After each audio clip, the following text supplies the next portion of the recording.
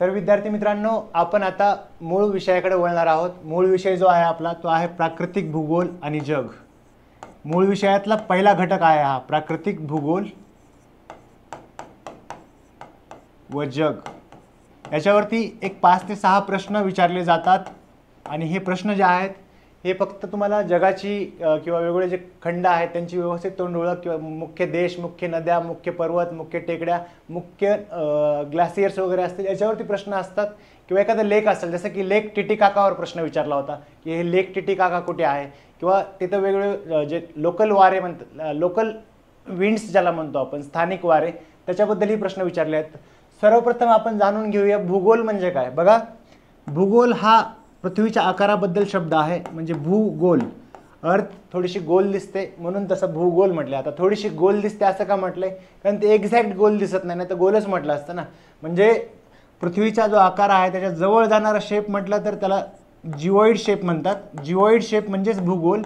म्हणजे काय, तर जवळपास जाणारा आकार जर सांगायचं झालं उदाहरण, तर तो सफरचंद आहे, परंतु सफरचंद सुद्धा पृथ्वीसारखं दिसत नाही, म्हणून याला जिओग्राफी किंवा भूगोल असं नाव दिलेलं आहे। बरं, आता हे भूगोल म्हणजे काय, तर पृथ्वीबद्दलचा केलेला अभ्यास असतो। आता पृथ्वीबद्दल अभ्यास करताना पृथ्वीवरती ज्या विशिष्ट अशा परिस्थिती निर्माण झालेल्या आहेत, म्हणजे जलावरण असेल, वातावरण असेल, शिलावरण असेल, जीवावरण असेल, या सर्वांच्या एकत्रीकरणामुळे एक विशिष्ट अशी परिस्थिती निर्माण झालेली आहे। मग ती आपल्याला अभ्यासाची असते फिजिकल जिओग्राफीमध्ये, प्राकृतिक भूगोलामध्ये। तर सर्वप्रथम आपण जाणून घेऊया पृथ्वी। आपण शिकतोय पृथ्वीचा अभ्यास म्हणजेच भूगोल। मग पृथ्वीचा आणि मानवाचा परस्पर संबंध वगैरे ह्या गोष्टी तर पाहूच आपण, पण पृथ्वी आली कुठून हे पाहावं लागेल ना। आता आधी शेंडा बूड काहीतरी पाहावं लागेल। तर पृथ्वी जी आहे, तर बघा वेगवेगळे सिद्धांत मांडलेले आहेत की विश्वाची उत्पत्ती कशी झाली, सौरमंडलाची उत्पत्ती कशी झाली, पृथ्वी म्हणजेच प्लॅनेट्स ज्याला म्हणतो, ग्रह आहेत, त्याची उत्पत्ती कशी झाली, असे वेगवेगळे सिद्धांत मांडले। त्याच्यामधले मोस्ट ॲक्सेप्टेड जो सिद्धांत आहेत बघा, तो बिग बँग थिओरी आहे। याच्यावर पण प्रश्न विचारलेले आहेत, पुन्हा पुन्हा विचारले जातात। बिग बँग थिओरी आता ही कोणी दिली, बऱ्याच सायंटिस्ट याच्यामध्ये कॉन्ट्रीब्युशन आहे बिग बँग थिओरीमध्ये। तरी पण नाइट्रे म्हणून एक सायंटिस्ट आहे, जिओग्राफर, त्यांच्या नावावरती ही थिओरी ॲस्क्राईब करता येईल। आता हे बिग बँग थिओरीचं म्हणणं काय होतं, तर एक पॉईंट ऑफ सिंग्युलॅरिटी नावाचा हरभरा एवढा एक पॉईंट ऑफ सिंग्युलॅरिटी होता। त्याच्यामध्ये इनफायनाईट मास, इनफायनाईट डेन्सिटी आणि इनफायनाईट ग्रॅव्हिटी होती। तो ब्लास्ट होऊन त्याच्यामधलं जे मास आहे, डेन्सिटी आहे, ती बाहेर फेकल्या गेली। त्याला प्रिमोर्डियल मटेरियल म्हणतो आपण, प्राथमिक द्रव्य ज्याला म्हणतो, ते बाहेर फेकल्या गेलं। मग त्याच्यामध्ये वेगवेगळे सिद्धांत आले की, म्हणजे या सिद्धांतानुसार सांगितले की हा ब्लास्ट झाला, बिग बँग थिओरी हा कधी झाला, तर एक 1380 कोटी वर्षापूर्वी झाला बघा, म्हणजे 1400 कोटी वर्षच म्हणतात त्याला। मग याच्यातून मग जे मटेरियल बाहेर आलं होतं, जे द्रव्य बाहेर आलं होतं, प्रिमोर्डियल मटेरियल म्हणतात, त्याच्यापासून मग वेगवेगळे गॅलेक्सीज तयार झाल्या। आता गॅलेक्सीज काय असतात, तर एका गॅलेक्सीजमध्ये खूप सारे प्लॅनेट्स आणि खूप सारे स्टार्स, म्हणजे ग्रह आणि तारे खूप सारे एका गॅलेक्सीमध्ये असतात। मिलियन्स आणि मिलियन्स म्हणतो मी, एक खूप सारे म्हणजे मिलियन्समध्ये बोलतो आपण। मग ह्या गॅलेक्सीमध्ये वेगवेगळे सौरमंडल, म्हणजे गॅलेक्सीमध्ये जे वेगवेगळे स्टार्स आहेत, प्लॅनेट्स आहेत, त्याच्यानुसार मग त्याचं आणखी डिव्हिजन केलं जातं। बघा, याच्यामध्ये पृथ्वीच्या संदर्भात जर बोलायचं झालं तर गॅलेक्सीचं नाव काय आहे, गॅलेक्सी म्हणजे आकाशगंगा। काय नाव आहे, तर दूधगंगा नाव आहे आपल्या गॅलेक्सीचं, मिल्की वे। तर या गॅलेक्सीमध्ये पृथ्वी आहे। आता ही गॅलेक्सी कशाच्या सराउंडिंग रोटेट होते, तर सन। थोडा बोर्ड क्लिअर करूया आपण। आता गॅलेक्सी म्हणजे आकाशगंगा जी असते त्याचे वेगवेगळे आकार आहेत, परंतु आपली जी गॅलेक्सी आहे ती इलिप्टिकल आहे, त्याला आकाशगंगा म्हणजे मिल्की वे म्हणतात त्याला। तर याच्यामध्ये बघा, जर बघितलं तर सोलार सन आहे, इथे हे सन आहे। तर त्याच्यानंतर मग बुध आहे, शुक्र आहे, पृथ्वी आहे, त्यानंतर गुरु आहे, शनी आहे, युरेनस, प्लुटो, नेपच्यून म्हणजेच प्रजापती, नंतर वरुण आणि कुबेर असे ग्रह आहेत। मग याच्या संदर्भामध्ये प्रश्न विचारलेले आहेत बघा, पुन्हा पुन्हा एमपीएससीनं। म्हणजे मर्क्युरीबद्दल प्रश्न विचारला आहे, व्हीनसबद्दल, मार्सबद्दल प्रश्न विचारलेला आहे। म्हणजे कोणकोणते, मंगळ झालं, शुक्र झालं, बुध झालं, या ग्रहांबद्दल प्रश्न विचारलेला आहे। मग तिथलं वातावरण कसं आहे, किंवा डिस्टन्स किती आहे, परिवलनाला कालखंड किती लागतो, उपग्रह किती आहेत। तर फिजिकल जिओग्राफीमध्ये, प्राकृतिक भूगोलामध्ये सगळ्यात पहिल्यांदा आपण ही जनरल जिओग्राफी शिकतो। याच्यामध्ये शिकतो origin of earth, solar system. तर ते सांगितलं मी तुम्हाला, बिग बँगपासून आकाशगंगा तयार झाल्या। आकाशगंगामध्ये आपली सौरमाला आहे, कोणती आपली आकाशगंगा कोणती आहे, तर दूधगंगा ही नावाची आकाशगंगा आहे. त्या सौरमालेमध्ये मी तुम्हाला सांगितलं सूर्य आहे, सूर्याच्या नंतर आहे बघा बुध, त्यानंतर आहे शुक्र, त्यानंतर आहे पृथ्वी, त्यानंतर आहे गुरु, त्यानंतर आहे शनी, युरेनस, प्लुटो, नेपच्यून असे ग्रह आहेत. Uranus, Neptune, Pluto. ठीक आहे. त्यालाच दुसरे मराठीमध्ये पण नाव आहेत प्रजापती, त्यानंतर वरुण आणि कुबेर. तर या सिक्वेन्सबद्दल प्रश्न विचारलेले आहेत, तर व्यवस्थित बघावं लागेल. बरं, हे सन आहे, सूर्य आहे म्हटल्यानंतर आता आपल्याला पृथ्वीबद्दल माहिती घेत आहोत. आता पृथ्वीचं कक्षा पण आपल्याला पाहून घ्यावे लागेल. बघा, हे ग्रह फक्त एका साईडनी 3D इमेज म्हणजे 2D इमेजमध्ये आपण एका साईडला बघतो, परंतु हे जे ग्रह आहेत, सूर्य पण स्वतःभोवती फिरत फिरत पुढे चाललाय आणि हे ग्रह सुद्धा स्वतःभोवती फिरत फिरत सूर्याभोवती फिरत फिरत पुढे चाललेत. म्हणजे प्रत्येकाच्या अशा कक्षा आहेत बघा, म्हणजे नॉट नेसेसरी की सर्क्युलरच आहेत, कोणाचे इलिप्टिकल पण असू शकते. तर अशा कक्षा आहेत ग्रहांच्या आणि हे पुढे चाललेले आहेत, स्पेसमध्ये ट्रॅव्हल करत आहेत. तर या इलिप्टिकल ऑर्बिटवरनं रोटेशन आणि रिव्हॉल्युशन मुवमेंटवरनं आपण मला एक गोष्ट आठवली. त्याच्यामध्ये एक भगवान भरोसे मूवी आलेली बघा. त्याच्यामध्ये एका शाळेमध्ये विचारतात की चंद्रग्रहण कैसे होता है, तर त्याच्यामध्ये तो विद्यार्थी सांगतो की चंद्रमा धरती का चक्कर लगाता है और धरती सूर्य का. तर त्याच्यामध्ये दुसरा आपल्यासारखा एक विद्यार्थी असतो तिथं, तो म्हणतो कि ये गलत बोल रहा है सर, धरती तो शेषनाग के सर पर विराजमान है, धरती कैसे सूर्य का चक्कर लगा सकती है. तो आणखी घरी गेल्यानंतर आईजवळ तक्रार करतो की शिक्षक लोक पागल झालेत वगैरे. मस्त सीन आहे. तर ही गोष्ट आपण समजून घ्या, चक्कर कसं चालू आहेत आणि पुढे स्पेसमध्ये ट्रॅव्हल करायला चालू आहे. एका जागेवर थांबलेल्या नाहीत गोष्टी, म्हणजे वर्ल्ड इज कंटिन्युअसली एक्सपॅन्डिंग असं म्हटलं जातं.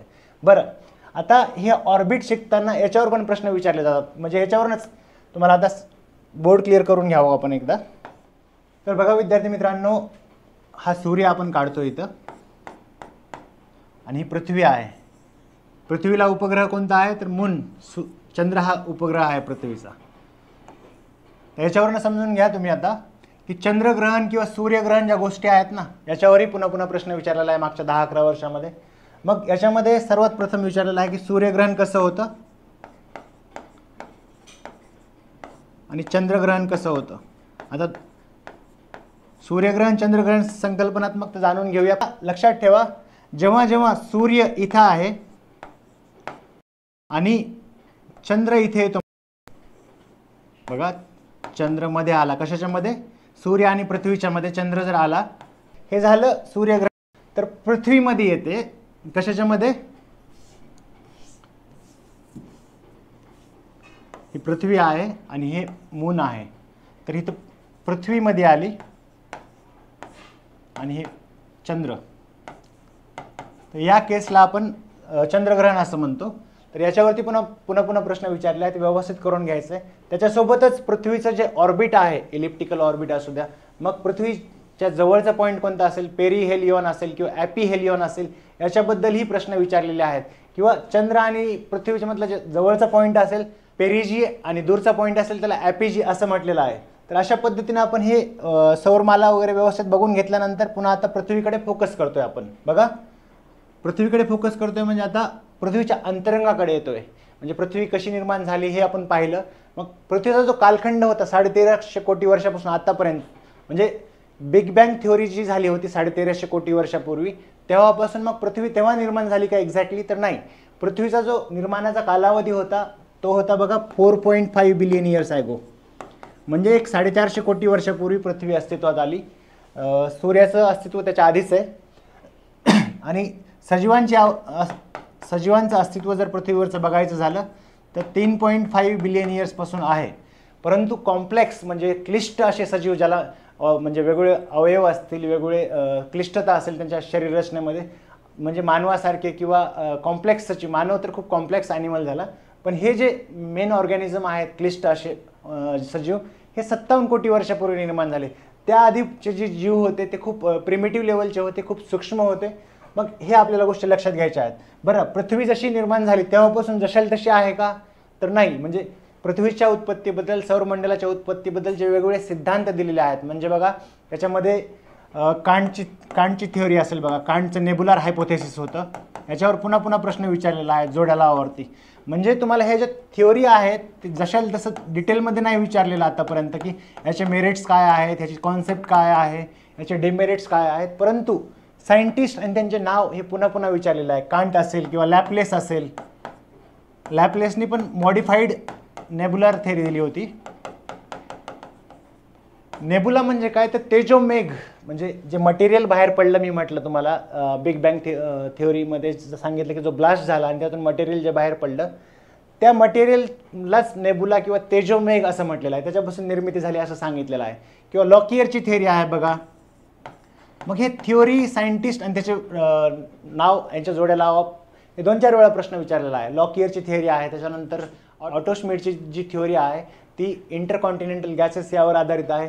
किंवा सेफिड थिओरी आहे बॅनर्जी यांची, याच्याबद्दल प्रश्न विचारलेला आहे. म्हणजे नेबुलार झालं. बायनरी थिओरी आहे अर्सेल यांची, त्याच्याबद्दल प्रश्न विचारला जाऊ शकतो.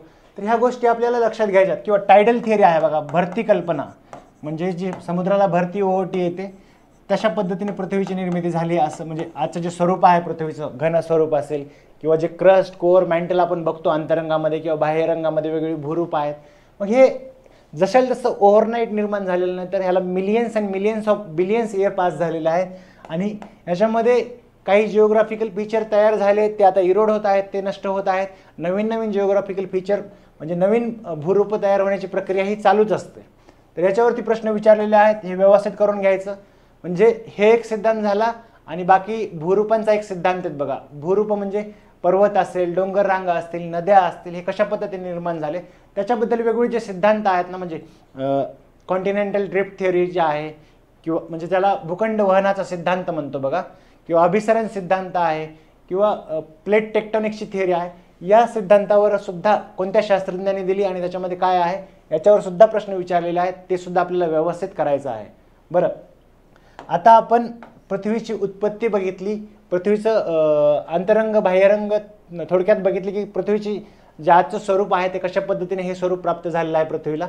आता आपण पृथ्वीच्या मेजरमेंटकडे वळू बघा. आपल्याला कुठलीही गोष्ट जर अभ्यासाची असते, ज्यावेळेला कुठलीही गोष्ट आपल्याला अभ्यासाची असते त्यावेळेला आपण त्याचं मेजरमेंट करण्याकडे किंवा त्याला आखणी ग्राफ, त्याच्यावरती ग्राफ प्लॅन करण्याकडे लक्ष देत असतो.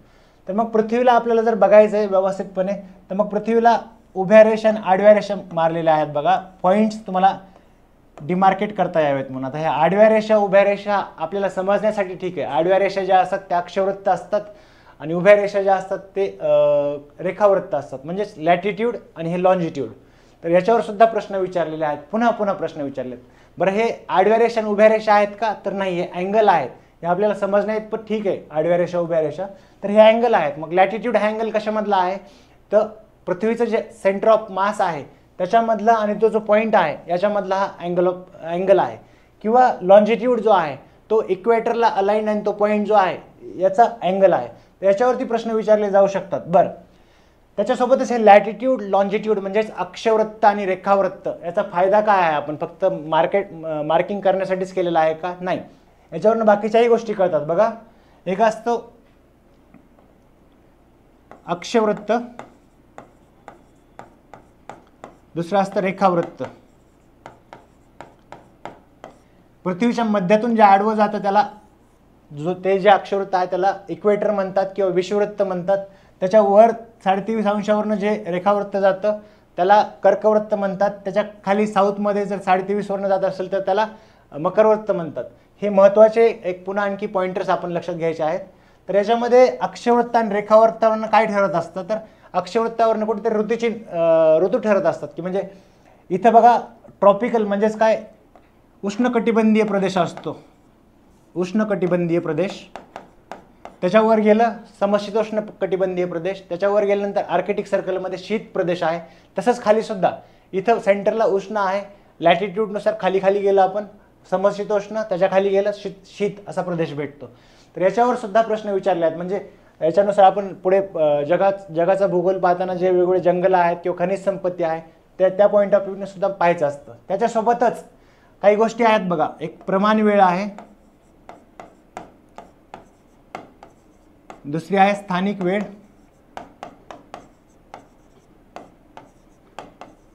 आणि तिसरी आहे इंटरनॅशनल डेट लाईन, आंतरराष्ट्रीय वार रेषा. तर ह्या ज्या अक्षवृत्त आहेत, रेखावृत्त आहेत, त्याच्यावरून काही गोष्टी ठरवलेल्या आहेत. तर मग आता स्थानिक वेळ कशी ठरवतात, प्रमाण वेळ कशी ठरवतात ते आपण पाहायचं. रेखावृत्त जे असतात ना ते रेखावृत्तानुसार टाईम ठरत असतो. मग 1 मिनिटामध्ये 4 मिनिटामध्ये एक रेखावृत्त क्रॉस करत असते. अर्थ जी आहे पृथ्वी ही वेस्ट टू ईस्ट रोटेट करते सूर्याच्या भोवती. तर मग हे आपल्याला बघायचं असतं की स्थानिक वेळ कशानुसार ठरते, प्रमाण वेळ कशानुसार ठरते. तर एकाच देशामध्ये वेगवेगळ्या स्थानिक वेळा असू शकतात का, किंवा वेगवेगळे प्रमाण वेळा असू शकतात का. रशियासारखे मोठा देश आहे किंवा अमेरिकेसारखा मोठा देश आहे, तसं भारताच्या संदर्भामध्येही वेगवेगळ्या वेळ आहेत का, किंवा चाय बागान टाईम काय आहे याच्यावरती प्रश्न विचारलेला आहे. त्याच्यानंतर टोटल अक्षवृत्त किती असतात, वर 90 पर्यंत असतात, 90 नॉर्थ, खाली 90 साऊथ पर्यंत. रेखावृत्त किती असतात, तर म्हणजे अक्षवृत्त जे आहे ते सर्कल असतात आणि रेखावृत्त जे आहे ते मेरिडियन असतात. म्हणजे दोन्हीकडून जर कनेक्ट केलं तर त्याला बृहद रेखावृत्त असं म्हणतात. म्हणजे समोरून आणि पुढून उभी लाईन जी आहे ते जर कनेक्ट केली सर्कलमध्ये तर त्याला बृहद रेखावृत्त म्हणतात. तर हेही व्यवस्थित करून घ्यायचं आहे. याच्यावर पुन्हा पुन्हा प्रश्न विचारलेले आहेत. तर विद्यार्थी मित्रांनो, आता आपण ओरिजिन ऑफ अर्थ म्हणजे पृथ्वीची उत्पत्ती, सौरमंडलाची उत्पत्ती आणि पृथ्वीबद्दल एक सामान्य जी माहिती आहे, स्पेशली अक्षवृत्त असतील, रेखावृत्त असतील, याच्याबद्दल माहिती घेतली. आता आपण डिटेलमध्ये जाऊया. मी जसं सांगितलं, पृथ्वीची उत्पत्ती 4.5 बिलियन इयर्स ॲगो म्हणजे 450 कोटी वर्षापूर्वी झाली. आणि मग त्याच्यानंतर पृथ्वीचं स्वरूप जे असं आहे, आजचं जे स्वरूप आहे, भूरूपांचं स्वरूप आहे किंवा जे अस्तित्व आहे पृथ्वीचं, जशाल तसं आहे का, तर नाही, ते खूप जास्त बदललेलं आहे. मग इथे काम येतं जिओलॉजिकल टाईम स्केलचं. बघा, जिओलॉजिकल टाईम स्केल हे खूप महत्त्वाचं आहे. याच्यावर प्रत्येक वर्षी प्रश्न विचारलेले आहेत. UPSCमध्ये घ्या, MPSCमध्ये ह्या दोन्हीसाठी महत्त्वाचं आहे. त्यासोबतच तुम्ही जे खडक शिकत असता त्यावेळेस सुद्धा हे खूप महत्त्वाचं आहे. म्हणजे कुठल्या खडकामध्ये कुठल्या प्रकारचं खनिज सापडतं किंवा त्या खडकाच्या कुठल्या श्रेणी आहेत हे समजण्यासाठी पण महत्त्वाचं असतं. त्यासोबतच वेगवेगळ्या सजीवांची निर्मिती झाली. म्हणजे पक्षी असतील, सरपटणारे प्राणी असतील, डायनोसॉर असतील किंवा घोडे असतील किंवा बाकीचे सस्तन प्राणी असतील, मानव असेल, हे कुठल्या कालखंडामध्ये निर्माण झाले. तर पृथ्वीच्या बाबतीमध्ये जर बघायचं झालं तर पृथ्वीची जी उत्पत्ती झाली होती 450 कोटी वर्षापूर्वी, तिथपासून आतापर्यंत जो टाईम झालेला आहे, ही जी कालगणना आहे त्याला वेगवेगळ्या कालखंडामध्ये वेगवेगळ्या स्केलमध्ये डिवाईड केलेला आहे. बघा, म्हणजे भारतीय कालगणना एक आहे किंवा जे वेस्टर्न कालगणना आहे भूगोलाच्या संदर्भात ती वेगळी आहे.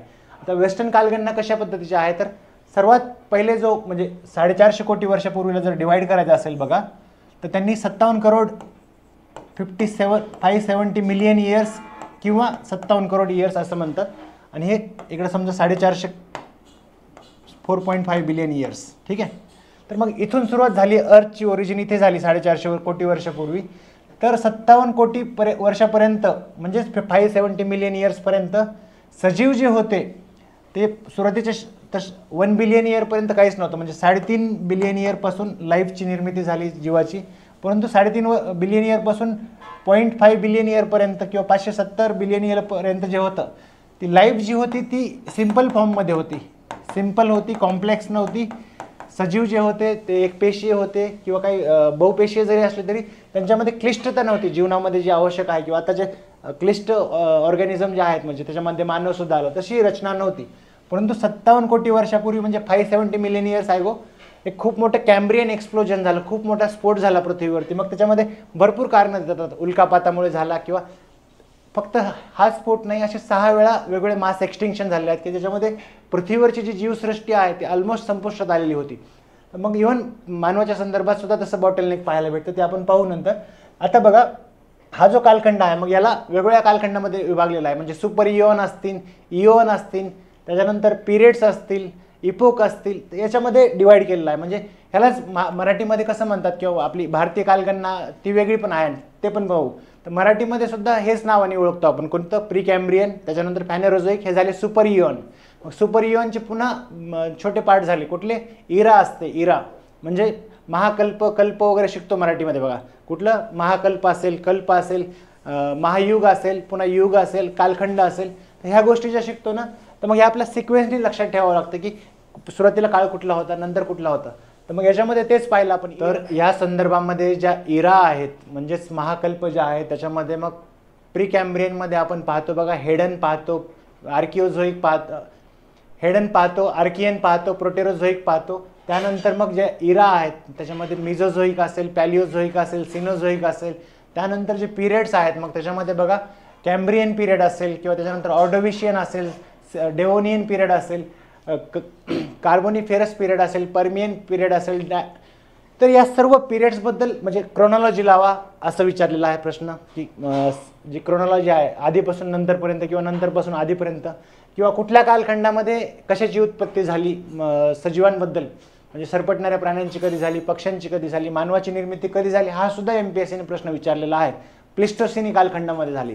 तर मग हे जिओलॉजिकल टाइम स्केल आपल्याला व्यवस्थित बघून घ्यायचं आहे. या संदर्भामध्ये मी तुम्हाला भारताची पण टाइम स्केल आहे. मी तुम्हाला सांगितलं की महाकल्प असेल, कल्प असेल, महायुग असेल, युग असेल, कालखंड असेल, किंवा आता जो म्हणजे एज म्हणतो आपण, एजमध्ये कुठला आता एज कुठली चालू आहे, तर मेघालयन एज चालू आहे. त्याच्या आधी कुठली होती, ग्रीनलँडियन किंवा ग्रिपियन, अशा एजेस होत्या. तर याच्या संदर्भात पण प्रश्न विचारले जातात. तर हे बघायचं आहे. आणि भारताची जी कालश्रेणी आहे, भौगोलिक कालश्रेणी, त्याच्यामध्ये बघा आर्कियन आहे, धारवाड आहे, त्याच्यानंतर कडप्पा आहे, त्याच्यानंतर विंध्य आहे, त्याच्यानंतर द्रविड कालखंड आहे बघा. त्याच्यानंतरचा शेवटचा जो कालखंड म्हणजे आता लेटेस्ट जो कालखंड आहे त्याच्यामध्ये टर्शरी पिरियड असेल, गोंडवाना कालखंड असेल, किंवा त्याच्यानंतर क्वाटर्नरी कालखंड असेल. तर हे आपल्याला व्यवस्थित जाणून घ्यायचं आहे. तुम्हाला क्लिष्ट वाटेल, पण आपण जेव्हा डिटेलमध्ये घेऊ ना, ही गोष्ट तुमच्या डोक्यातून पुन्हा कधीच विसरणार नाही. मी एकदा शिकवल्यानंतर आपला खूप कमी कालावधीमध्ये विषय कव्हर करायचा आहे, त्यामुळे थोडंसं स्पीडअप करतोय आपण. तर विद्यार्थी मित्रांनो, आता आपण प्रत्यक्ष पृथ्वीकडे येत आहोत आता. म्हणजे त्याच्यामध्ये पृथ्वीवरती जी वेगवेगळी भूरूपं आहेत किंवा पृथ्वीवरती वेगवेगळ्या परिस्थिती निर्माण होऊन जीवसृष्टीचं अस्तित्व कशा पद्धतीने निर्माण झालेलं आहे याच्याकडे आपण येत आहोत. म्हणजेच काय तर क्लायमेटॉलॉजी असेल किंवा ओशियनोग्राफी असेल, याच्याबद्दल आपण पाहणार आहोत. तर बघा, सर्वात प्रथम समजून घ्या की पृथ्वी जी आहे, पृथ्वीच्या भोवती हवेचं वातावरण आहे बघा. काय हवेचं वातावरण जे आहे, मग त्याचं वेगवेगळं डिव्हिजन केलेलं आहे. म्हणजे कसं, पृथ्वीच्या वर जसं जसं जातो आपण तसे वेगवेगळे लेयर्स बनलेले आहेत पृथ्वीचे. तर कोणकोणते लेयर आहेत, तर सगळ्यात पहिला आहे तपांबर, त्याच्यानंतर स्थितांबर, त्याच्यानंतर आहे बघा मध्यांबर, त्याच्यानंतर आयनांबर. म्हणजे ट्रोपोस्फियर, स्ट्रॅटोस्फियर, मिझोस्फियर, आयनोस्फियर. मग यांची प्रत्येकाची रिस्पेक्टिव्ह हाईट किती आहे, त्यांच्यामध्ये काही व्हॅरिएशन आहे का, पोलला असू द्या किंवा इक्वेटरला असू द्या. मग ह्या सगळ्या गोष्टी म्हणजे तपांबर, स्थितांबर, मध्यांबर, आयनांबरची उंची किती आहे, त्याच्यासोबतच त्यांच्यामध्ये जाताना टेम्परेचर, जे तापमान बदल आहेत ते तपांबरमध्ये वाढतं, स्थितांबरमध्ये स्टॅटिक राहतं किंवा पुन्हा कमी होतं, पुन्हा वाढतं. ह्या ज्या पद्धती आहेत याच्यावरती म्हणजे टेम्परेचर लॅप्स रेट ज्याला म्हणतो आपण, किंवा टेम्परेचर इन्व्हर्जन सारख्या फिनॉमिना आहेत. या सर्वांवरती क्वेश्चन विचारलेले आहेत. तर हे गोष्ट आपलं व्यवस्थित लक्षात घ्यावी लागेल. बरं, हे आपण झालं हवेचं आवरण बघितलं, म्हणजे हे झालं वातावरण. हवेच्या आवरणाला काय म्हणतात, तर वातावरण म्हणतात. तसंच जमिनीचं जे आवरण आहे मग पृथ्वीवरचं, मग ते भौगोलिक दृष्ट्या जर जमिनीचा भाग बघितला किंवा सागरशास्त्रामध्ये सुद्धा आपण सागराच्या तळाशी बघितलं, तर तो जमिनीचा भाग कुठेतरी क्रस्ट नावाची गोष्ट जी आहे ती लागते. मग त्याला आपण शिलावरण म्हणतो बघा. अर्थचं जे क्रस्ट आहे त्याला शिलावरण म्हणतो. आणि जे हायड्रोस्फिअर म्हणजे जलावरण, जिथं काही काही ठिकाणी म्हणजे 71% पाणी हा जलमग्न पृथ्वी आहे, तर मग त्याला जलावरण असं म्हणतात. आणि ह्या सर्वांचं शिलावरण झालं, वातावरण झालं, जलावरण झालं, यांचं ज्या ठिकाणी इंटरसेक्शन होतं तिथं जीवावरण तयार होतं, म्हणजे आपल्यासारखे सजीव तयार होतात. मग ही जी कंडिशन निर्माण झालेली आहे ही व्यवस्थितपणे आपण स्टडी करतो. लाईफसाठी सर्वायविंग कंडिशन कशा तयार झालेल्या आहे, त्यासोबतच जे वातावरण आहे किंवा हवामान आहे ज्याला त्यासोबतच वेदर असेल, क्लायमेट असेल, याचा आपण अभ्यास करत असतो. तर आता आपण वातावरणाचा अभ्यास करताना क्लायमेटॉलॉजीमध्ये आपण पाहत असतो की जो तापमान आहे, सूर्याकडनं जो सूर्यप्रकाश येतो त्या तापमानामुळे तापमान आणि दाब हे दोन्ही कमी जास्त होत असतात. हे आपण थर्मोडायनॅमिक्समध्ये शिकलेलं आहे. त्या दोघांचं रिलेशन काय, त्याच्याबद्दल वेगवेगळे लॉ शिकलेले आहेत. तर मग त्याप्रमाणे इथं म्हणजे पृथ्वीचा ॲक्सिस जो आहे बघा, हा सूर्य जर पकडला आपण, आणि पृथ्वीची सूर्याभोवतीची जी ऑर्बिट आहे ती इलिप्टिकल आहे, ठीक आहे. तर पृथ्वीचा ॲक्सिस जो आहे, तर पृथ्वी जी आहे ती असा 90 डिग्रीमध्ये असा ॲक्सिस नाही आहे, तर पृथ्वीचा ॲक्सिस जो आहे तो असा आहे. म्हणजे 66.5 किंवा 66.5 डिग्रीनी तेवढा जो पृथ्वीची परिवलनाची जी कक्षा आहे त्याच्याशी 66.5 अंशाचा अँगल केलेला आहे. तर तुम्हाला असं समजत नसेल तर बघा, मी असा उभा आहे सरळ, आणि मग मला जर इथं माझ्या कमरेपर्यंत सूर्यप्रकाश येत असेल तर दोन्हीकडे समान भेटेल. पण मी जर कललेला असेल, माझं हेड जर असं असेल टिल्टेड, तर कंबर पण माझी अशी टिल्टेडच झालेली असेल. मग जो सूर्यप्रकाश येतो, मग आता हे फिरल्यामुळे, कंटिन्युअस फिरल्यामुळे एकदा काय होतं, एकदा कर्कवृत्त सूर्यासमोर येतं, एकदा मकरवृत्त सूर्यासमोर येतं. म्हणजे शिफ्टिंग झोन तयार होतो वातावरणाचा. मग आपण हेच शिकत असतो, इंटरट्रॉपिकल कॉन्टिनेंटल झोन, ITCZ, किंवा त्याच्यानंतर नुसार जे वारे तयार होतात बघा, आहे विषुववृत्त. विषुववृत्तावर कमी दाबाचा पट्टा निर्माण झाल्यामुळे जे व्यापारी वारे तयार होतात बघा, असे पूर्वेकडनं येत असतात 23.5 अंशावरनं, हे झाले व्यापारी वारे. त्याच्यानंतर सब ट्रॉपिकललाच ते जे आहे ते वेस्टर्लीज तयार होतात. म्हणजे सब ट्रॉपिकल म्हणजे काय, उपोष्ण कटिबंधीय हा जो बेल्ट आहे तिथून मग इथं वर जाणारे वेस्टर्लीज तयार होतात, पश्चिमेकडून येणारे वारे असतात.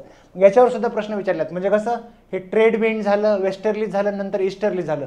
त्यांचं पोलकडनं इक्वेटरकडे येताना, म्हणजेच विषुववृत्ताकडे येताना, आणि विषुववृत्ताकडनं पोलकडे जातानाचा क्रम, याच्याबद्दलही प्रश्न विचारले आहेत. म्हणजे व्यापारी वारे झालं, त्यानंतर ईस्टर्लीज झालं, वेस्टर्लीज झालं, त्याच्यासोबतच बाकीचे काही वारे आहेत बघा याच्या संदर्भामध्ये.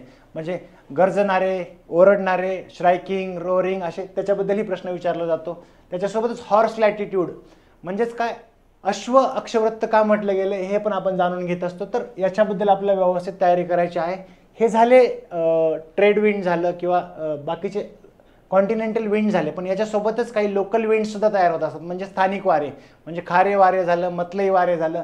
त्याच्यासोबतच वेगवेगळ्या खंडामध्ये, म्हणजे आशिया खंड असेल, आफ्रिका खंड असेल, अमेरिका खंड असेल, युरोप खंड असेल, याच्यामध्ये वेगवेगळे स्थानिक वारे पण निर्माण होतात. याच्यावरती सुद्धा प्रश्न विचारलेला आहे. म्हणजे बघा, खमसीन वारे कुठं तयार होतं हे विचारलेलं आहे, किंवा हमाडा वारे कुठं तयार होतं हे विचारलेलं आहे, किंवा त्याच्यानंतर लू आहे, किंवा वेगवेगळे जे स्थानिक वारे आहेत मग त्याच्यानुसार, म्हणजे मिस्ट्रल आहे बघा, मिस्ट्रल, याच्यावर प्रश्न विचारलेला आहे MPSCनी. नंतर फोन नावाचं वारं आहे, त्याच्याबद्दल प्रश्न विचारलेला आहे. चिनूक नावाचं वारं आहे बघा, त्याच्याबद्दल प्रश्न विचारलेला आहे MPSCने. तर हे आपल्याला लक्षात घ्यायचं. लू नावाचं स्थानिक वारं आहे, त्याच्याबद्दल प्रश्न विचारलेला आहे.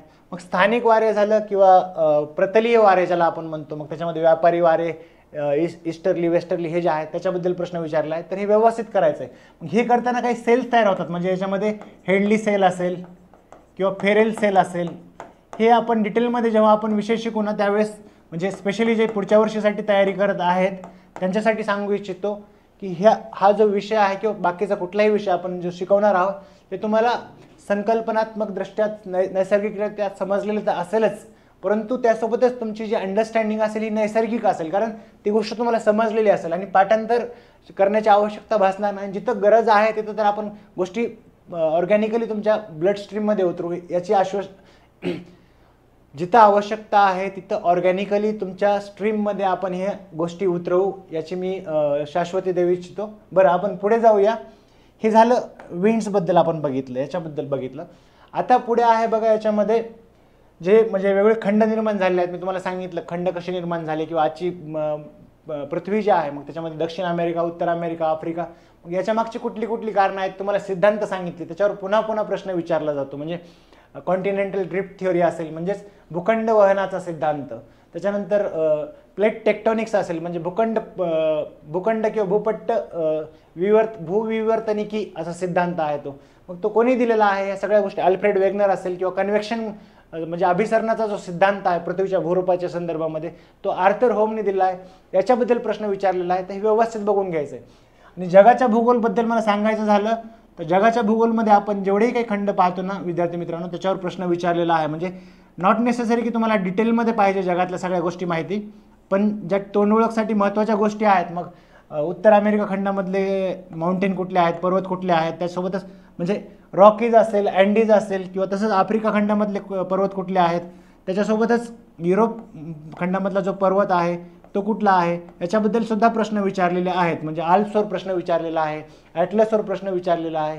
त्याच्यानंतर जे वाळवंट आहेत वेगवेगळ्या ठिकाणी, उत्तरेला कोणते, म्हणजे उत्तर अमेरिकेत कुठले वाळवंट आहे, दक्षिण अमेरिकेत कुठलं वाळवंट आहे, आफ्रिकेत कुठलं वाळवंट आहे, गोबी, कालाहारी, त्यांची दिशा विचारली जाऊ शकते. लेक्स विचारलेले आहेत बघा, लेक टिटिकाका कुठं प्रेझेंट आहे हे विचारलं होतं. म्हणजे जे मुख्य भौगोलिक स्वरूप, भौगोलिक वैशिष्ट्य आहेत ते व्यवस्थितपणे आपल्याला समजून घ्यायचे आहेत, व्यवस्थित करायचे आहेत. तर भौगोलिक जे वितरण आहे जगाचं, मग त्याच्यामध्ये वेगवेगळ्या प्रक्रिया, भौगोलिक प्रक्रिया होतात. वोल्कॅनो होतं म्हणजे ज्वालामुखी होतो, त्याच्यानंतर भूकंप होतो किंवा आवर्त प्रत्यावर्त म्हणजे सायक्लॉन अँटी सायक्लॉन निर्माण होतं, त्याच्याबद्दल प्रश्न विचारलेले आहेत.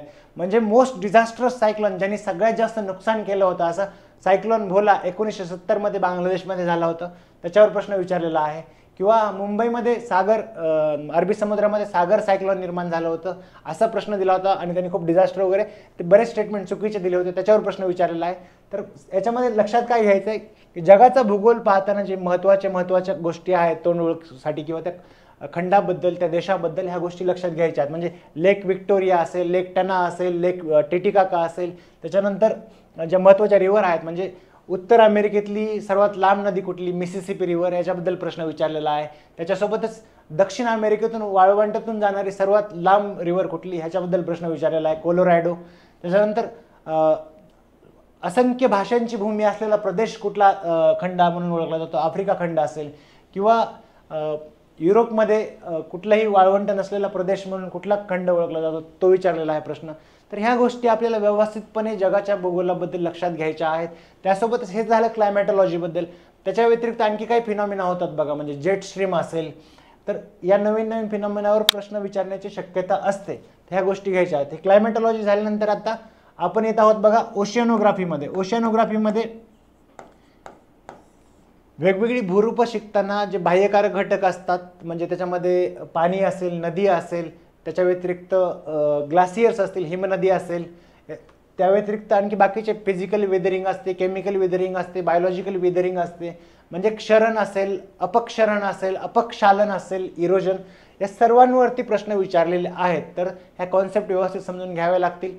त्यासोबतच जे वेगवेगळे भूरूप आहेत त्यांचं जिओलॉजिकल टाइम पिरियड, म्हणजे जसं की मी सांगितलं की इकडं रॉकीज आहे, इकडे अँडीज आहे, इथं ॲटलस वगैरे आहे, किंवा इकडे आपल्याकडे हिमालय आहे, कुनलून आहे. तर हे जे पर्वत आहेत ह्यांचा निर्माण होण्याचा कालखंड कोणता होता, कधी निर्माण झाले, किंवा अरवली पर्वत कधीचा आहे, त्यानंतर सह्याद्री पर्वत कधीचा आहे, त्यांचा प्रकार कुठला आहे, म्हणजे ज्वालामुखीय उद्रेकाने निर्माण झाले की गट पर्वत आहेत ते, किंवा अवशिष्ट पर्वत आहेत, याच्याबद्दल पुन्हा प्रश्न विचारले आहेत. हे पर्वताबद्दल सांगतोय मी. तसंच पठारांबद्दल सुद्धा प्रश्न विचारले आहेत. म्हणजे डेक्कन प्लॅटू हा ज्वालामुखी प्लॅटू आहे, किंवा बोलिव्हियन प्लॅटू म्हणजे बोलिव्हियाचं पठार जे आहे त्याच्याबद्दल प्रश्न विचारलेले आहेत. तर हे, किंवा सेंट्रल मॅसिव्ह प्लॅटू म्हणजे सेंट्रल मॅसिव्ह पठार जे आहे त्याच्याबद्दल प्रश्न विचारले आहेत. तर मग हे पठार वगैरे हे जे उदाहरणं आहेत, मग इंटरमाउंट प्लॅटू म्हणजे काय, दोन पर्वताच्या मधलं जे पठार आहे त्याला इंटरमाउंट म्हणजे आंतरपर्वतीय पठार कुठलं, ह्याचं उदाहरण जगातले पण विचारलेले आहेत, भारतातलेही विचारलेले आहेत आणि महाराष्ट्रातलेही विचारलेले आहेत. त्यामुळे हे उदाहरणं व्यवस्थित करायचे आहेत. म्हणजे इंटरमाउंटेन प्लॅटू झालं, किंवा पाईड माउंट प्लॅटू म्हणजे काय, एका पर्वताच्या पायथ्याशी पठार आहे म्हणून पाईड माउंट, त्यालाच आपण असं म्हणतो की पद म्हणजे पाय. तर त्याच्यानुसार हे आपल्याला शिकायचं आहे. मग त्याच्यासोबत आता ओशियानोग्राफीकडे जेव्हा वळतो आपण, ओशियानोग्राफीमध्ये म्हणजे प्रवाह असतात, ओशियानिक करंट असतात. तर विद्यार्थी मित्रांनो, आपण ओशियानोग्राफीकडे वळलेलो होतो. ओशियानोग्राफी म्हणजे सागरशास्त्र. आता सागरशास्त्रामध्ये काय पाहतो आपण, म्हणजे सागर म्हणजे समुद्र जो आहे त्याच्याशी रिलेटेड ज्या महत्त्वाच्या टर्म्स आहेत, म्हणजे कॉन्टिनेंटल शेल्फ असेल, भूखंडपट्ट असेल, किंवा कॉन्टिनेंटल स्लोप असेल, किंवा सागराचा जो तळ असतो त्याच्याबद्दल असेल, किंवा सागरामधले जे भूरूप आहेत त्याच्यावरती सुद्धा प्रश्न विचारला आहे की खालीलपैकी कुठलं सागरीय भूरूप नाही म्हणून हे व्यवस्थित एक जे हेडिंग्स आहेत ते तर किमान आपल्याला व्यवस्थितपणे माहीत पाहिजेत. त्याच्यासोबतच काही वेव्ज असतात, टाइड्स असतात आणि करंट्स असतात. म्हणजे समुद्राच्या पाण्यामध्ये या काही गोष्टी निर्माण होतात, लाटा असतील किंवा ओशियानिक करंट असतील, याच्याबद्दल सुद्धा प्रश्न विचारला जाऊ शकतो. दोन्हीमध्ये फरक काय, याच्यामुळे कुठले भूरूप निर्माण होतात सागराच्या किनाऱ्यावरती, सागर किनाऱ्यावरती, मग पुळणं असतील वगैरे, किंवा त्याच्या व्यतिरिक्त फिओर्ड असेल ज्याला जिओर्ड असं पण म्हणतात, याच्यावरती प्रश्न विचारलेले आहेत. मग ओशियानिक करंटमधले कोल्ड करंट कुठले आहेत, हॉट करंट कुठले आहेत, म्हणजे क्युरोशिओ करंट असेल, ओयाशिओ करंट असेल, बेंग्युएला करंट असेल, तर याच्या संदर्भात प्रश्न विचारलेले आहेत. नॉर्थ अटलांटिक ड्रिफ्ट असेल. तर आपण हे गोष्टी किमान आपला तोंड ओळख पाहिजे की थंड करंट कुठले आहेत, उष्ण करंट कुठले आहेत, करंट कशामुळे निर्माण होतात, या तिन्हीमध्ये फरक काय, आणि समुद्राच्या लाटांमुळे किंवा समुद्र किनाऱ्यावर कुठल्या प्रकारची भूरूप तयार होतात याच्यावरती प्रश्न विचारले आहेत. सोबतच जे आखात असतात, वेगवेगळे गल्फ असतात, स्ट्रेट असतात, याच्यावरती प्रश्न विचारले आहेत. म्हणजे बघा, आखातावरती 2-3 वेळा प्रश्न विचारला आहे. गल्फचा आखात असेल, खंबातचा आखात असेल किंवा त्याच्या व्यतिरिक्त अकाबाचा आखात असेल, या संदर्भात प्रश्न विचारलेले आहेत. तसंच जे वेगवेगळे पासेस असतील, स्ट्रेट असतील, म्हणजे खाड्या असतील, याच्या संदर्भात सुद्धा प्रश्न विचारण्याची शक्यता आहे. तर त्या पद्धतीने आपल्या गोष्टी बघून घ्याव्या लागतील. बरं, दुसरा आहे बघा बायोजिओग्राफी. आता बायोजिओग्राफीमध्ये काय पाहतो आपण? बायोजिओग्राफीमध्ये सजीव पाहतो, मृदा पाहतो. मग आपण पाहूया आता मृदा असेल किंवा सजीव असतील. जसं मी तुम्हाला सांगितलं की जे वेगवेगळे भूरूप लक्षात घ्यायचे आहेत आपल्याला. मग टेकड्या असतील, वाळवंट असतील, त्याच्यानंतर पर्वत असतील, नद्या असतील जगभरातल्या, म्हणजे महत्त्वाच्या सगळेच काही करत बसायची गरज नाही. त्यानंतर लेक असतील म्हणजे तलाव असतील, तर त्याच्यानंतर काही स्थानिक वारे असतील, या संदर्भात माहिती विचारली जाते. बरं, आता जेव्हा आपण बायोजिओग्राफीकडे येतो त्यावेळेस आपण रॉक वगैरे पाहतो. रॉक म्हणजे काय? खडक. आता खडकांची निर्मिती कशी होते, त्याच्यासाठी कारणीभूत घटक कुठले काय, हे आपण पाहत असतो. खडक मुख्यतः 3 प्रकारचे असतात. खडकांचं वर्गीकरण अजून वेगवेगळ्या प्रकारे करता येऊ शकतं, परंतु मुख्यतः अग्नीज खडक, स्तरित खडक आणि रूपांतरित खडक, त्यालाच आपण इग्नियस रॉक, सेडिमेंटरी रॉक आणि मेटामॉर्फिक रॉक असं म्हणतो. मग या खडकांवरती प्रश्न पुन्हा पुन्हा विचारले जातात. मग जगभरामध्ये सुद्धा कुठल्या कुठल्या प्रकारचे खडक आहेत, भारतामध्ये कुठल्या कुठल्या प्रकारचे खडक आहेत आणि महाराष्ट्रामध्ये कुठल्या कुठल्या प्रकारचे खडक आहेत, मग कुठल्या खडकामध्ये कुठल्या प्रकारचे खनिज द्रव्य सापडतात, याच्याबद्दल पुन्हा पुन्हा प्रश्न विचारलेला आहे. मग डेक्कन ट्रॅप असू द्या किंवा त्याच्यानंतर बाकीचे जे खडक आहेत बघा, म्हणजे अग्निज खडक, स्तरित खडक, रूपांतरित खडक, त्याचे उपखडक आहेत. पुन्हा त्याच्या वेगवेगळ्या श्रेणी आहेत. म्हणजे जसं तुम्हाला उदाहरणात सांगितलं, सॉसर श्रेणी आहे, त्यानंतर साकोली श्रेणी आहे, कलादगी श्रेणी आहे, विंध्य श्रेणी आहे. मग याच्यामध्ये कुठले खनिज सापडतात हे प्रश्न विचारलेले आहेत. त्याच्यासोबतच मृदा. आता मृदा निर्मिती काय असते, मृदा निर्मितीची प्रक्रिया काय आहे, मृदेचा पोत काय असतो, मृदेची रचना कशी असते, या संदर्भात प्रश्न विचारलेले आहेत. म्हणजे AEH नंतर AE हे जे मृदेचे पोताचे जे लेयर्स आहेत त्याच्याबद्दल सुद्धा प्रश्न विचारले आहेत. मृदेमध्ये कुठकुठले ऑर्गॅनिक कंटेंट, म्हणजे काळी मृदा असेल, त्याला रेगूर मृदा असं म्हणतो, त्याच्यामध्ये चिकणमाती जास्त असते, कमी असते, पाणी धरण्याची क्षमता कशामुळे असते, त्यानंतर निचरा कमी का होतो किंवा उत्पन्नाच्या बाबतीमध्ये. तसंच रेगूर मृदा झाल्यानंतर तांबडी मृदा असेल, तांबूस तपकिरी मृदा असेल, हे महाराष्ट्राच्या संदर्भात सुद्धा आपण जे वर्गीकरण केलेलं आहे या गोष्टी आपण पाहत असतो. पुन्हा मृदा झाल्यानंतर आपण याच्यामध्ये बघा पिकं पाहत असतो. कुठल्या कुठल्या प्रकारची पिकं जास्त प्रमाणात येतात. खनिजं पाहत असतो. खनिजामध्ये प्रमुख खनिजे आणि गौण खनिजे. मग भारताच्या संदर्भामध्ये स्पेशली लोह खनिज झालं किंवा बॉक्साईट झालं, दगडी कोळसा झालं किंवा क्रोमाईट झालं, डोलोमाईट झालं, या संदर्भात आपल्याला व्यवस्थित करून घ्यायचं आहे की हे कुठे वापरलं जातात, ही खनिजं कुठे कुठे सापडतात. म्हणजे याच्यावर सुद्धा प्रश्न विचारला जातो. भारताच्या संदर्भामध्ये 88 पूर्व रेखांश पलीकडे पूर्वेकडे जास्तीत जास्त खनिज साठे सापडतात वगैरे, तर ते बरोबर होतं. तर मग ह्या गोष्टी आपण व्यवस्थितपणे बघाव्या लागतील. मृदा झाल्यानंतर आपण याच्यामध्ये मृदेची धूप होते बघा. मृदेचे म्हणजे वेगवेगळे मृदा संवर्धन ही काळाची गरज बनलेली आहे, कारण मृदेची धूप होत असते किंवा मृदा ही अनफर्टाईल होते किंवा त्याच्यामध्ये ॲसिडिटी म्हणजे आम्लपणा येतो किंवा चोपण बनते मृदा, ज्याला आपण जमीन चोपण बनणे म्हणतो, किंवा त्याच्यासोबतच सलाईन बनू शकते. तर या गोष्टी मग ते दूर करण्यासाठी काय वापरले जातात. म्हणजे गेल्या वर्षीच 2024लाच प्रश्न विचारला होता का MPSCने की ॲसिडिक जर जमीन असेल तर त्याला कमी करण्यासाठी काय वापरलं जातं. मग ते मिल्क ऑफ मॅग्नेशिया होतं का, तर मिल्क ऑफ मॅग्नेशिया उत्तर येत नाही, ते मानवामध्ये वापरतात, पण बायकार्बोनेट वगैरे वापरतायत. तर मग अशा पद्धतीचा पण तो प्रश्न कॅन्सल झाला. असो, बरं, हे बघितलं आपण, खडक मृदा बघितलं, खनिजं बघितलं, पिकं बघितलं. त्याच्यानंतर कुठेतरी आपण इन्फ्रास्ट्रक्चर जे आहे, रोड, रेल्वे, पोर्ट, एअरपोर्ट वगैरे ह्या गोष्टी पाहत असतो. वॉटरवेज म्हणजे जलमार्गसुद्धा आहेत, भारतामध्ये असतील किंवा वेगवेगळ्या राज्यामध्ये असतील, त्याच्या संदर्भात सुद्धा माहिती घेत असतो. पोर्ट असतील, म्हणजे याच्यावर सुद्धा प्रश्न विचारला आहे बघा. पूर्वेकडचं एन्नोरे नावाचं पोर्ट जे आहे म्हणजेच बंदर, ते कितव्या नंबरचं आहे. म्हणजे पोर्टच्या संदर्भात, बंदराच्या संदर्भात सुद्धा प्रश्न पुन्हा पुन्हा विचारलेले आहेत. एन्नोरे नावाचं जे बंदर आहे ते या किनाऱ्यावरचं कितव्या नंबरचं आणि ओव्हरऑल भारतातलं कितवं मेजर पोर्ट आहे हे सुद्धा विचारलेलं आहे. तर हे आपण व्यवस्थित बघून घ्यावं लागेल. बरं, त्याच्यानंतरचा जो पार्ट आहे याच्यामध्ये सर्वात महत्त्वाचा एक पार्ट आपला राहिलेला आहे बघा, जिओमॉर्फॉलॉजी. जसं आपण थोडक्यात सांगितलेलं आहे, एक्सप्लेन केलेलं आहे, परंतु याच्यावर जास्त प्रश्न विचारले जातात, म्हणून हा पुन्हा एकदा फोकस करतोय आपण.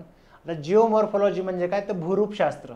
मग ही आजची जी भूरूपं आहेत जसं की अंतर्गत प्रक्रिया मी सांगितलं, जमिनीच्या अंतर्गत काय प्रक्रिया होतात, त्याच्यामध्ये अर्थक्वेक सांगितलं, सुनामी सांगितलं, त्याच्यानंतर ओल्कॅनो सांगितलं. मग याच्या संदर्भात खूप डिटेलमध्ये प्रश्न विचारले आहेत. भूकंपाच्या संदर्भात बघा, पी वेव्ह असतील, म्हणजे प्रायमरी वेव्ह असतील, सेकंडरी वेव्ह असतील, बॉडी वेव्ह असतील, सरफेस वेव्ह असतील, ते कशातून पास होतात, सॉलिडमधून, लिक्विडमधून, गॅसमधून, स्पीड कोणाची जास्त असते, जास्त डिझास्टर कोणामुळे, म्हणजे जास्त जीवितहानी कशामुळे होऊ शकते, कोणत्या वेव्हजमुळे, याच्याबद्दल प्रश्न विचारलेला आहे. किंवा ला निनो, एल निना जे फिनॉमिना आहेत आपण, किंवा इंडियन ओशन डायपोल आपण क्लायमॅटॉलॉजीमध्ये, हवामानशास्त्रामध्ये पाहतो. एल निनो झालं, ला निनो झालं, किंवा इंडियन ओशन डायपोल, याच्यावर पुन्हा पुन्हा प्रश्न विचारलेले आहेत, ते सुद्धा आपल्याला व्यवस्थित करावं लागेल. मग ही जिओमॉर्फॉलॉजीमध्ये भूरूपशास्त्र जे आहेत आज वेगवेगळे निर्माण झालेले, हे तर अंतर्गत प्रक्रिया तर झाल्याच. म्हणजे हार्बर वेव्ह कशा, म्हणजे हार्बर वेव्ह अंतर्गत प्रक्रियामध्ये आपण ज्याला सुनामी म्हणतो, त्याला हार्बर वेव्ह हा शब्द आहे जापनीज, याच्यावर सुद्धा प्रश्न विचारलेला आहे. या सर्व गोष्टी झाल्यानंतर भूरूपामध्ये मी जसं सांगितलं की भूरूपाला वेगवेगळे कारक घटक असतात. मग तुम्हाला सांगितलं होतं क्षरण असेल, अपक्षरण असेल, अपक्षालन असेल, त्यासाठी नदी असते, त्यानंतर हिमनदी असते, वाळवंटातील हवा म्हणजे विंड्समुळे सुद्धा खूप जास्त भूरूपे तयार होतात. मग हे कुठली कुठली भूरूपे तयार होतात हे आपल्याला पुन्हा पुन्हा प्रश्न विचारलेले आहेत. ते प्रत्येक जे वेगवेगळे भूरूप आहेत त्या संदर्भात वेगवेगळे भूरूप आपण पाहत असतो. म्हणजे नदीच्या संदर्भामध्ये बघा, नदीचा तारुण्याचा कालखंड असतो, प्रौढपणाचा कालखंड असतो, वार्धक्याचा कालखंड असतो. नदीवर वर असताना म्हणजे वरच्या पट्ट्यामध्ये नदीच्या, ज्याला अप्पर रायपेरियन म्हणतो आपण, त्या पट्ट्यामध्ये नदीचा जो प्रवाह असतो त्याला वेगवेगळे म्हणजे धावत्या असेल किंवा रॅपिड असेल, ज्याला आपण धबधबा म्हणतो, हे असे भूरूप तयार होत असतात. किंवा पुढे पुढे जसे नदी जाते तसं तसं व्हर्टिकल डिगिंग कमी होऊन, व्हर्टिकल इरोजन कमी होऊन लॅटरल इरोजन सुरू होतं. किंवा वार्धक्याच्या काळामध्ये मग नदीच्या प्रकारावरनं नदीचे कुठले कुठले प्रकार आहेत, म्हणजे केंद्रत्यागी नदी प्रणाली असेल. नदी प्रणाली म्हणजे काय, तर नदीचे जे प्रवाह आहेत ते कशा कशा पद्धतीचे आहेत. मग जगभरातल्या नदी प्रणाली, भारतातली नदी प्रणाली, महाराष्ट्रातली नदी प्रणाली, या तिन्हीवर प्रश्न विचारले आहेत. वृक्षाकार नदी प्रणाली असेल, समांतर नदी प्रणाली असेल, किंवा डेंड्रायटिक ज्याला आपण म्हणतो, पॅरलल म्हणजे समांतर त्याला म्हणतो, तर या संदर्भात प्रश्न विचारलेले आहेत. केंद्रत्यागी रॅडियल जल प्रणाली ज्याला म्हणतो आपण, मग ते महाराष्ट्रातले कुठलं उदाहरण आहे, म्हणजे भारतातलं कुठलं उदाहरण आहे. किंवा याच्यावर सुद्धा प्रश्न विचारला होता बघा महाराष्ट्राच्या संदर्भामध्ये, की खालीलपैकी 12 महिने वाहणारी नदी कुठली आहे, किंवा खालीलपैकी कुठल्या प्रकारच्या जलप्रणाली महाराष्ट्रामध्ये आढळतात, आणि त्याच्यामध्ये सर्वच दिल्या होत्या. तर सर्व नाही आहेत म्हणजे महाराष्ट्रामध्ये. अशा पद्धतीचा जिओमॉर्फॉलॉजीचा पार्ट आहे. मग याच्यामध्ये जेवढे काही जिओग्राफिकल फीचर्स आहेत ते आपण व्यवस्थित स्टडी करायचे. जगभरामध्ये कुठे कुठे आहेत हे सुद्धा आपण स्टडी करायचे.